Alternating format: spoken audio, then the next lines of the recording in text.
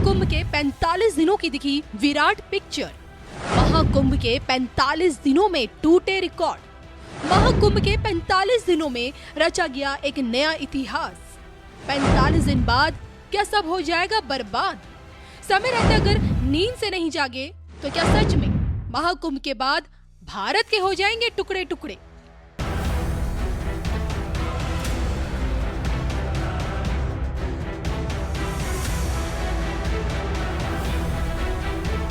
अब जब महाकुंभ का मेला समापन की ओर बढ़ रहा है तो ऐसे में संगम स्नान को लेकर श्रद्धालुओं की भीड़ बढ़ती जा रही है। 2 दिन अभी बाकी हैं, लेकिन 60 करोड़ का आंकड़ा पार हो चुका है। महाकुंभ आए संगम में डुबकी लगाने वाले श्रद्धालुओं ने 60 करोड़ के आंकड़े को छू लिया, जो अपने आप में एक नया रिकॉर्ड है। महाकुंभ जैसा ग्लोबल धार्मिक इवेंट में शायद ही कोई ऐसा देश छूटा हो जहाँ के निवासी संगम नगरी में न दिखे हों। मानवता के इस सबसे बड़े जमावड़े में दुनिया ने नागा अघोरी सन्यासियों के पावन दर्शन किए। लोगों ने यहाँ आकर खुद की चेतना को अध्यात्म से जोड़ने की कोशिश की। सनातन को गहराई से जानने का मौका मिला। महाकुंभ के रास्ते दुनिया सनातन के उगते सूरज के आगे नतमस्तक दिखी। लेकिन महाकुंभ की समाप्ति के बाद क्या ये सब खत्म हो जाएगा? ये सवाल इसलिए पूछा जा रहा है क्योंकि महाकुंभ की मिट्टी से संत समाज से आने वाली एक दिव्य शख्सियत ने भारत के भविष्य को खतरे में बताया है। ये बताने की कोशिश की है कि अगर समय रहते क्रिश्चियन मिशनरीज के कथित धर्मांतरण पर रोक नहीं लगी तो न सिर्फ 15 वर्षों के अंदर भारत का एक और टुकड़ा हो जाएगा, बल्कि हिंदू राष्ट्र से एक नए ईसाई देश का उदय होगा। अगर ऐसा होता है तो क्या हिंदुत्ववादी योगी बाबा फादर बन जाएंगे? गौर से सुनिए।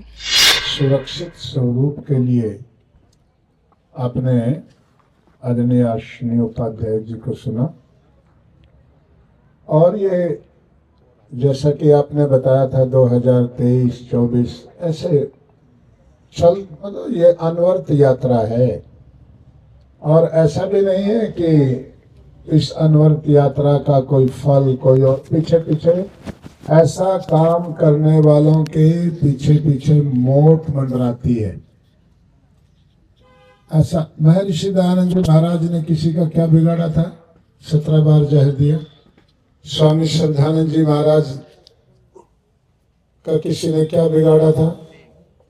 स्वामी श्रद्धानंद जी महाराज को गोलियों का शिकार मेरे पूर्वजों ने उस हत्यारे अब्दुल रशीद को मेरे पूर्वजों ने पकड़ा था। धर्म सिंह जो स्वामी श्रद्धानंद जी महाराज का अंगरक्षक रहता था। तो ऐसा भी नहीं है कि इस ये जो आंदोलन है, इस आंदोलन का फल कोई कुर्सी है, इस आंदोलन का फल कोई पद है, कोई कुछ नहीं है। इस आंदोलन का फल वही है जो पंडित लेखराम को लाहौर में पेट में छुरा, स्वामी श्रद्धानंद जी को छाती में गोली। ये पर अश्विनी उपाध्याय जी आज हमारे बीच में एक राष्ट्र पुरुष के रूप में है, जिनको दिन रात राष्ट्र की चिंता रहती है, बिना अपने पराये का। ये देखो, अब कोई सरकार अपनी पराई कोई अपना कुछ नहीं होता। अपना तो भारतवर्ष है। जो इस भारतवर्ष को सुरक्षित रखे वो अपना, जो इसको विकसित करे वो अपना, जो सैन्य शक्ति बनाए वो अपना। जब से पीछे मोदी जी आए हैं, देश का सैन्य शक्ति के रूप में जो विकास हुआ, देश का जो सैनिक शक्ति के रूप में एक उभार हुआ, अब हम कह सकते हैं हमारा अपना है राजा। पर इतने मात्र से नहीं, देश के, मैं तो एक बात कहता हूं आपको, ये तो आपने बताया, एक और सुन लो। आज मैं अश्विनी जी आपको ये इतना मार्मिक जो आपको वचन सुना रहे हैं, अपने देश में एक और ईसाई राष्ट्र की भूमिका बनती जा रही है दिन प्रतिदिन। आप कल्पना कर लीजिए, सोच लीजिए, नहीं तो एक बार और देश को बांटना पड़ेगा, एक टुकड़ा और होगा। ये जो नागालैंड का, मिजोरम का, अरुणाचल प्रदेश का, और थोड़ा सा इसका आसाम का, थोड़ा सा बांग्लादेश का, थोड़ा सा नेपाल का, इस सारे के सारे एरिया को विदेशी ताकतें, बाहर की विदेशी सत्ताएं एक ईसाई राष्ट्र के रूप में देखना चाहती हैं। उसी का फल था ये बांग्लादेश से प्रधानमंत्री को भगाया गया। उस प्रधानमंत्री से बांग्लादेश वालों को क्या तकलीफ है, जिसको कुछ वर्ष पहले, कुछ दिनों पहले उन्होंने बहुमत से जिता करके प्रधानमंत्री के पद पे बिठाया है, वही तो बांग्लादेश था। चूंकि वो बाह्य ताकतों का, उन विदेशी ताकतों की इच्छा पूर्ण नहीं कर पाई, तो उसको वहीं थोड़े से पैसे फेंके और विद्यार्थी आंदोलन के माध्यम से उसे भगा दिया, भारत में आ गई। आने वाले 15 वर्ष तक यदि ये हर रोज जो ईसाई मिशनरी की एक्टिविटी है, ये मिशनरी एक्टिविटी नहीं रुकी, तो 15 वर्ष से पहले इस देश का एक और टुकड़ा और बंटवारा करने के लिए ईसाई मिशनरियों की योजना है। यहां हरियाणा में कोई चर्च नहीं होता था, गांव गांव यहां चर्च हो गए। पंजाब में तो दलित समुदाय का कोई बचा ही नहीं। आप कन्वर्टेड मुस्लिम की बात कर रहे थे, ये जो चन्नी ये स्वयं कन्वर्टेड ईसाई है। इसके सीएम बनने के बाद में ईसाई मिशनरियों की इतनी हिम्मत बढ़ गई थी, जिस दिन इसने शपथ ली, मोगा के पास में 8000 दलितों ने एक दिन में ईसाई मत अपनाया। देश के लिए आप पाकिस्तान किसने बनाया? मोहम्मद अली जिन्ना, उसका नाम, उसका दादा पुंजाबाई ठक्कर गुजरात का। एक और वो जो ठक्कर वो था समुदाय, वो अपने आप को राम का वंशज मानता था। राम के वंशज के हिंदू, राम के वंशजों के पोता मुसलमान इस देश के 4 टुकड़े करवा गया। एक टुकड़ा भारत, एक पीओके, एक पाकिस्तान, एक बांग्लादेश। ये आपके ये शेख अब्दुल्ला का परिवार है।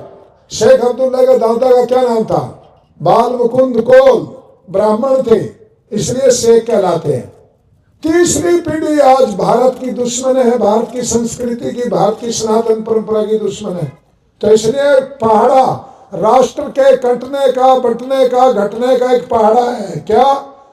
मत परिवर्तन, धर्म परिवर्तन, धर्म परिवर्तन, आस्था परिवर्तन, आस्था परिवर्तन, भूगोल परिवर्तन। ये पहाड़ा है। आप ये मत सोचिए कि आज एक ईसाई का मत, हमारा किसी दलित का, गरीब का खाली मत परिवर्तन हुआ। मत परिवर्तन नहीं है, ये भूगोल परिवर्तन की भूमिका है। आज कोई ईसाई बन रहा है, आज कोई मुसलमान बन रहा है। मैं एक भारत में उत्पन्न हुए मतों से भारत को कभी खतरा नहीं हुआ। कभी कोई हिंदू सिख बन गया, या कोई बौद्ध बन गया, या कोई जैन बन गया, कोई जैन सिख बन गया, कोई सिख जैन बन गया, कोई बौद्ध हिंदू बन गया, या कोई बौद्ध जैन बन गया, सिख बन गया, इससे कभी कोई खतरा नहीं उत्पन्न हुआ, क्योंकि ये भारत की कोख से उत्पन्न हुए विचार और मत हैं। ये जो 2 विदेशी मत हैं, ईसाइयत और इस्लाम, इन्होंने भारत को कटाया, घटाया, भटाया, सब कुछ। भारत की आजादी के बाद में 6 करोड़ हिंदू मारा गया। देश आजाद होने के बाद की बात कह रहा हूं मैं। सारी दुनिया में खाली यहूदी होलोकॉस्ट को माना जाता है कि नरसंहार यहूदियों का हुआ। हिंदुओं के नरसंहार को नरसंहार ही नहीं माना जाता। 6 करोड़ हिंदू पाकिस्तान, बांग्लादेश, भारत, पश्चिम बंगाल, कश्मीर, पीओके, 6 करोड़ हिंदू मारा गया। ये मेरी बात नहीं है, एक अंग्रेज की रिपोर्ट है, जिसने 15 साल अपनी जान खतरे में डाल करके और बांग्लादेश में रह करके पुस्तक लिखी। शंकर शरण का आप लेख पढ़ लेना इसके ऊपर। 6 करोड़ हिंदू मारा गया आजादी के बाद, पर हमारे कान पे जू नहीं रेंगती। हम कहते हैं वो बेचारा मर गया। अरे बेचारा वो नहीं है, बेचारा हर वो भारतीय है जो इस हर रोज होते हुए मतांतरण और धर्मांतरण के ऊपर अंगुली नहीं उठाता, अपनी भ्रिकुटी नहीं तानता, अपनी आंखें नहीं तरेरता। तो हमारी सरकारों से हम लगातार ये मांग करें, कठोर नियम बनाए, कानून बनाए धर्म परिवर्तन के खिलाफ। जो धर्म परिवर्तन कराते हुए मिले उसे आजीवन कारावास हो, कम से कम इतना तो सजा का प्रावधान होना ही चाहिए। आपकी बेटी का अपहरण करके ले जाए, उसको कारावास होता है, तो आपकी बेटी, बेटा, माँ, बहन, आपके पूर्वजों के मत का, धर्म का, आस्था का अपहरण कर लिया, उसको तो उससे ज्यादा सजा होनी चाहिए। तो हम सब अश्विनी जी की बात से यदि सहमत हैं तो एक बार हाथ खड़ा करके हमें इनका समर्थन करना चाहिए। धन्यवाद।